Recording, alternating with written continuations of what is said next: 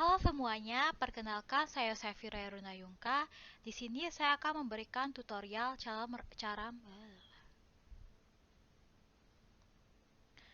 Halo semuanya, perkenalkan saya Safira Runayungka. Di sini saya akan memberikan tutorial bagaimana melakukan konfigurasi di Ubuntu Server, kemudian PPP Server, dan juga konfigurasi NAT. Nah, sebelumnya kita buka dulu aplikasi Gen S3. Lalu kita gunakan beberapa device, ada NAT, kemudian Ubuntu Server, lalu saya gunakan 2 router dan juga Windows 7.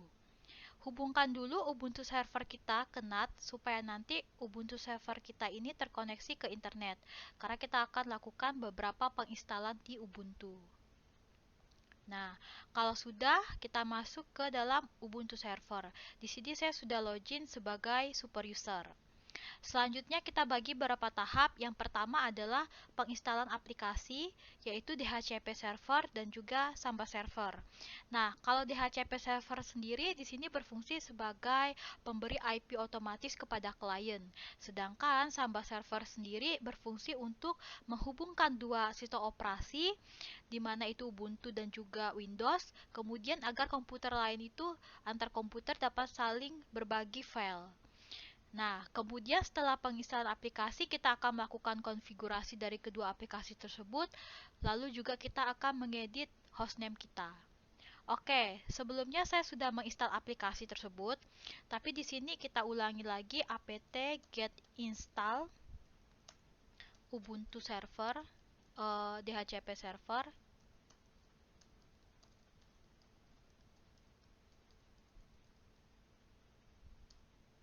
Oke, kalau sudah berhasil, kita install dulu Taxel.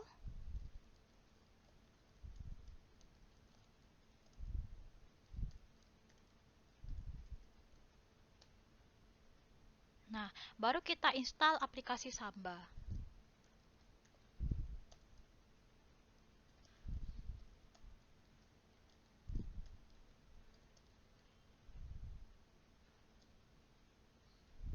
Kita tunggu dulu beberapa saat sampai nanti proses penginstalan selesai. Oke, langkah pertama kita sudah selesai melakukan penginstalan aplikasi. Lalu kita akan lanjut untuk konfigurasi DHCP server. Di sini kita masuk ke dalam file konfigurasi menggunakan nano etc, kemudian DHCP, lalu dhcpd conf.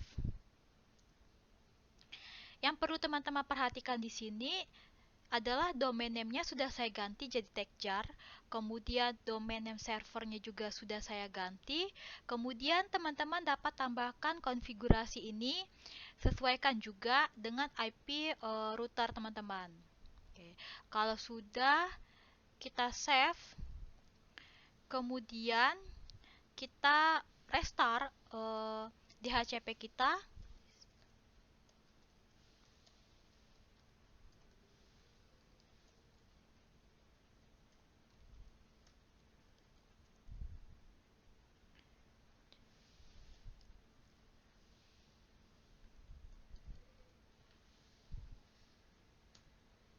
Oke, berarti kita sudah berhasil melakukan konfigurasi dari DHCP.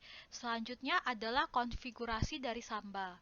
Sebelum kita melakukan konfigurasi, kita buat akun baru dulu di Samba. Di sini saya sudah buat akun saya, namanya Raya Runa dengan password 123. Nah, terus kita masuk ke file yang akan kita konfigurasi. Di sini etc, kemudian Samba, lalu mbconf. Oke, pertama teman-teman pastiin dulu kalau workgroupnya itu sudah workgroup, kemudian netbios name-nya sudah sesuai dengan punya teman-teman. Lalu di sini kita abaikan publiknya sebentar ya. Nah, saya sudah tambahkan konfigurasi homes-nya ini. Teman-teman dapat sesuaikan di sini. Ini untuk menambahkan home ke dalam Samba. Nah, kalau sudah kita save, kemudian kita keluar. Lalu kita buat folder yang bisa diakses oleh publik. Di sini saya sudah buat folder sebelumnya, yaitu folder yang namanya var samba. Lalu saya juga sudah berikan permission untuk publiknya. Di sini menggunakan perintah chmod kemudian 77 var lalu samba. Nah, kalau kita sudah buat folder yang bisa diakses ke publik, kita akan tambahkan konfigurasi publik supaya nanti Samba itu bisa membagikan folder tersebut ke publik. Yaitu kita masuk lagi ke dalam file tadi. Lalu di bawah home study kita tambahkan konfigurasi publik. Di sini kan bisa teman-teman lihat pathnya itu adalah var samba seperti direktori yang kita buat sebelumnya. Lalu kita save.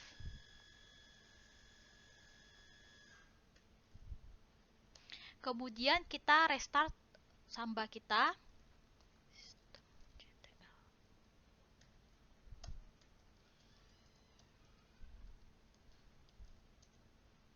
Nah, sudah selesai. Selanjutnya kita buat lagi file yang akan di-share oleh Samba. Pertama itu saya sudah buat juga ya filenya. Di sini kita buat file yang namanya touch, kemudian var, lalu Samba. Ini tuh menyesuaikan dengan direktori yang kita buat sebelumnya di Samba untuk publik. Lalu kita buat file terserah. Di situ saya buat yang namanya public lalu share. Oke. Kalau sudah, buat juga satu lagi file yang ada di directory username kita. Misalnya home, kemudian username saya Raya Runa. Lalu tadi saya buat test share. Oke. Nah, kalau kita sudah selesai membuat file tersebut, langkah selanjutnya adalah kita akan mengedit hostname kita. Di sini kita masuk dulu ke hostname kita menggunakan perintah hostname ctl kemudian set hostname. Lalu saya sudah masukkan username-nya Raya Runa. Oke, kita cek dulu. Sebenarnya sudah saya ganti sebelumnya. Oke, di sini kan hostname saya sudah Raya Runa, berarti sudah berhasil. Terus kita juga pengen ubah supaya IP kita itu dari yang sebelumnya 1.2 ini pengen kita ubah jadi nanti itu 150. Nah, gimana cara ngubahnya? Jadi kita masuk dulu ke netplan. Nih.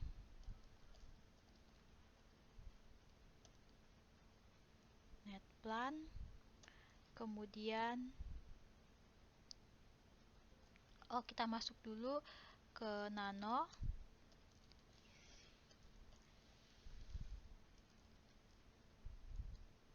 Oke, di sini kan teman-teman itu bisa tambahkan address gateway-nya, kemudian nanti search-nya itu supaya nanti kalau dari komputernya atau klien itu bisa menambahkan kita itu dengan nama. Di sini saya sudah ganti address-nya menjadi 1.50. Kalau sudah kita save.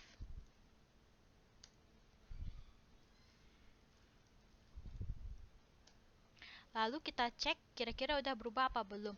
Tapi karena saya sebelumnya sudah melakukannya, jadi IP saya itu sudah berubah nih 1.50 seperti yang teman-teman lihat. Kalau punya teman-teman belum berubah, maka itu harus di netplan apply. Kalau sudah di apply, pasti nantinya IP-nya sudah berubah. Oke, selanjutnya kita masuk ke file host kita. Di sini nano, kemudian etc, lalu host. Nah, di sini kita ubah juga jadi 1.50 juga, teman-teman, karena sebelumnya juga sudah saya edit. Teman-teman juga bisa tambahkan sesuai dengan yang teman-teman mau. Kalau sudah, kita save. Oke. Nah, untuk langkah pertama di Ubuntu server kita sudah selesai. Selanjutnya kita akan masuk ke yang di GNS3. Nah, selanjutnya kita buka aplikasi GNS3. Di sini saya sudah hapus NAT-nya karena kita tidak perlukan lagi. Kemudian akan kita hubungkan dari Ubuntu server masuk ke router 1. Kemudian kita hubungkan lagi dari router 1 ke Windows 7. Nah, kalau sudah, kita nyalakan Windows 7-nya.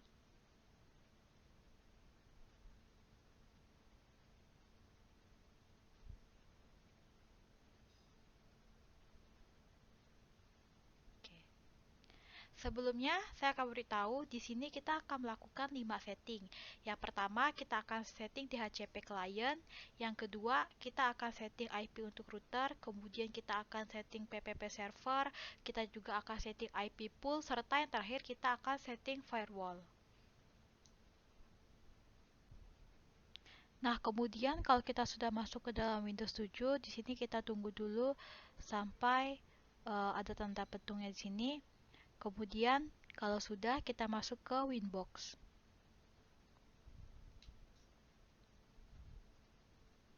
Kita klik alamatnya di sini, lalu kita connect.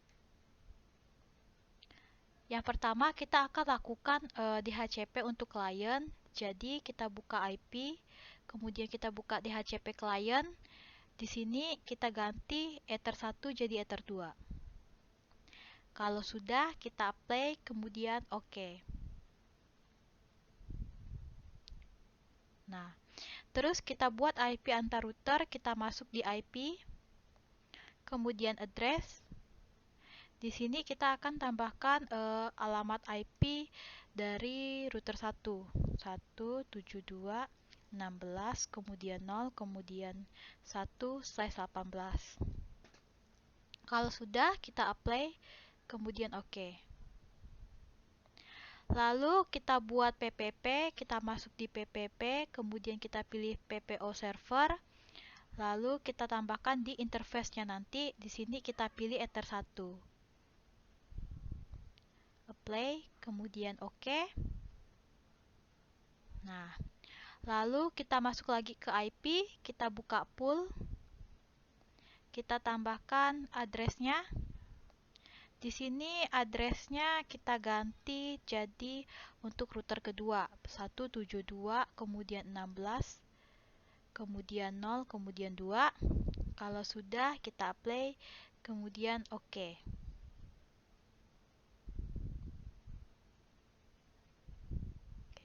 Kita buat dulu profil. Di sini kita masuk di PPP, kemudian kita buka profil.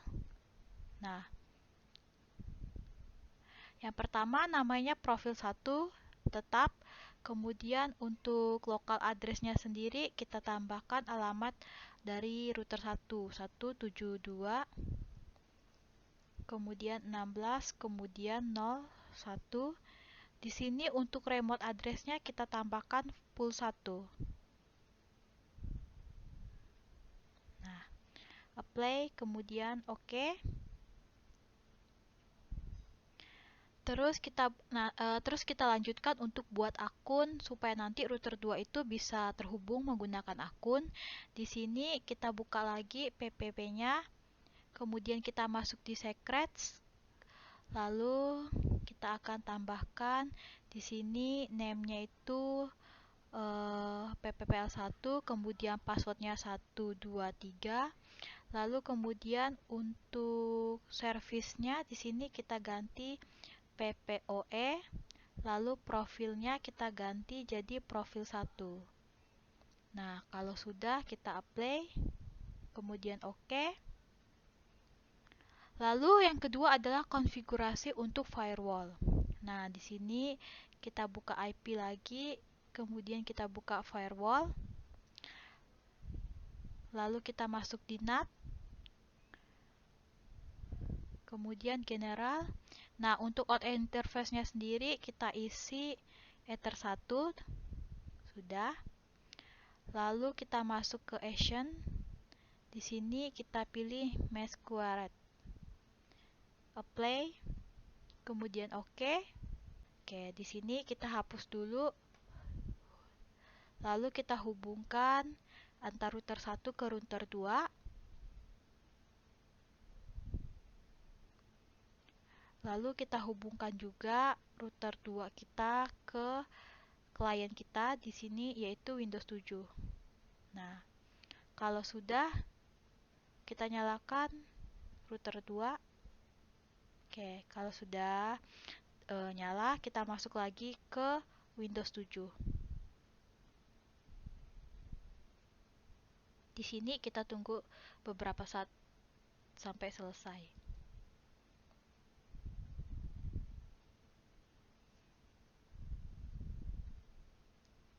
Kita masuk lagi ke Windows, ke Winbox, kita tunggu.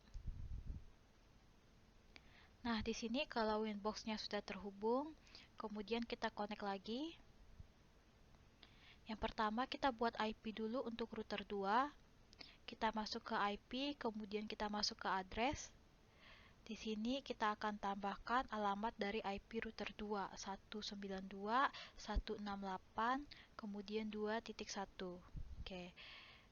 Jangan lupa /24. Di sini kalau sudah selesai, kemudian interface-nya kita ganti jadi Ether 2. Apply. Oke. Nah, lalu kita lanjutkan, kita buka PPP-nya. Di sini kita pilih yang PPO client. Karena kita mau buat PPO client. Nah, kalau sudah di dialout-nya ini, usernya kita masukkan tadi yang kita buat PPP1, kemudian pasnya kita masukkan 1, 2, 3, kemudian apply.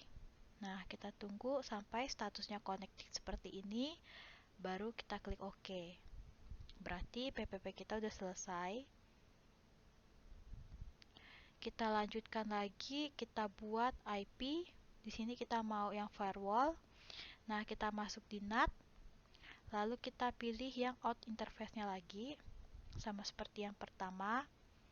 Kita pilih yang PPOE 1. PPOE out 1. Kalau udah, actionnya jangan lupa kita pilih yang mesh squared. Nah, kita apply. Kemudian selesai. Lalu kita cek lagi terminal kita, kira-kira udah berhasil apa belum. Nah, di sini kita ping lagi ke router 172.16.0.1. Nah, kalau udah kayak gini berarti udah terkonek ke router 1. Selanjutnya, kita akan ganti IP lokal. Di sini kita masuk ke Windows kita.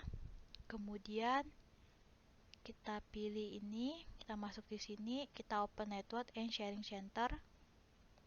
Kalau udah, kita pilih local area connection. Di sini kita pilih properties. Lalu kita pilih yang internet protocol version 4. Kita klik 2 kali. Nah, di sini kan sudah saya isi sebelumnya, jadi sudah ada. Kalau teman-teman belum ada, misalnya masuk ke use the following IP address, terus kita masukkan IP address kita di sini 192, kemudian 168.2.2. Oke. Ini di sini kita isi 192,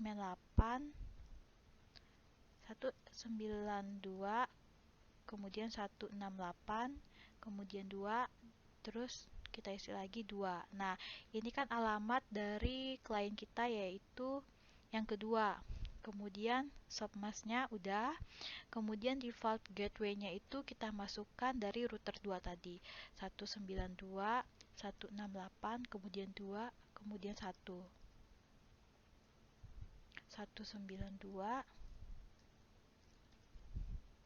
168, 2, kemudian 1. Nah, kalau sudah, kita klik OK, cancel, close. Nah, di sini kita mau coba ping servernya, kita masuk ke Windows, kemudian kita klik CMB, lalu kita coba ping ke servernya. Di sini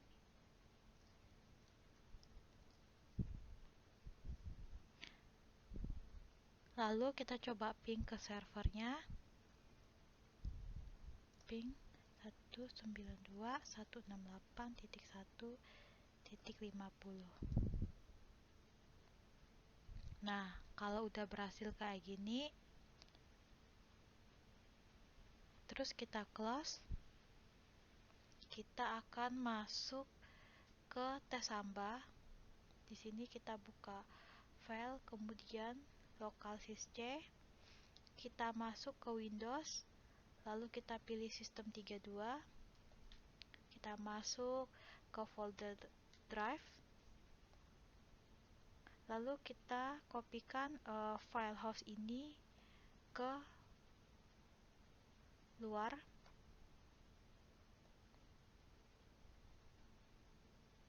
Nah, di sini akan kita edit menggunakan Notepad.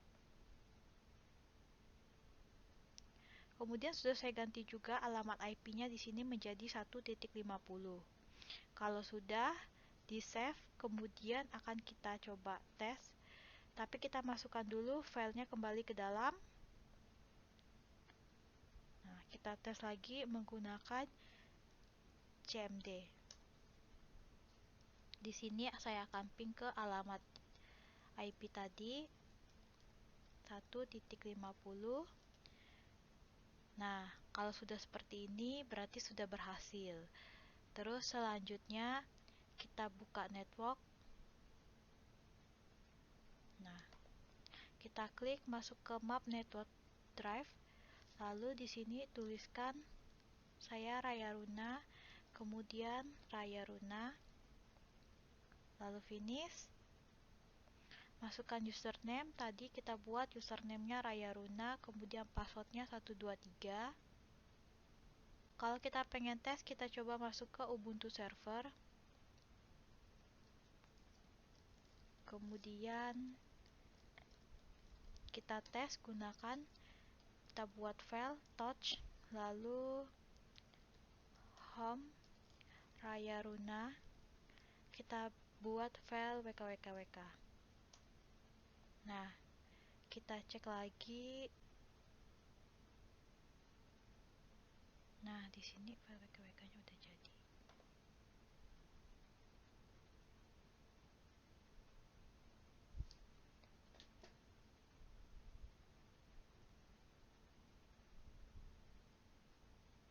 Kalau sudah, kita tes, kita masuk ke Ubuntu. Di sini kita coba buat file, kemudian home Raya Runa. Di sini saya mau buat tes share. Kita akan coba tes coba. Nah, kalau sudah berhasil, kita masuk lagi ke Windows 7 kita. Di sini udah berhasil, tes coba udah ada. Berarti Samba kita udah terkoneksi. Demikian tutorial dari saya, sekian dan terima kasih.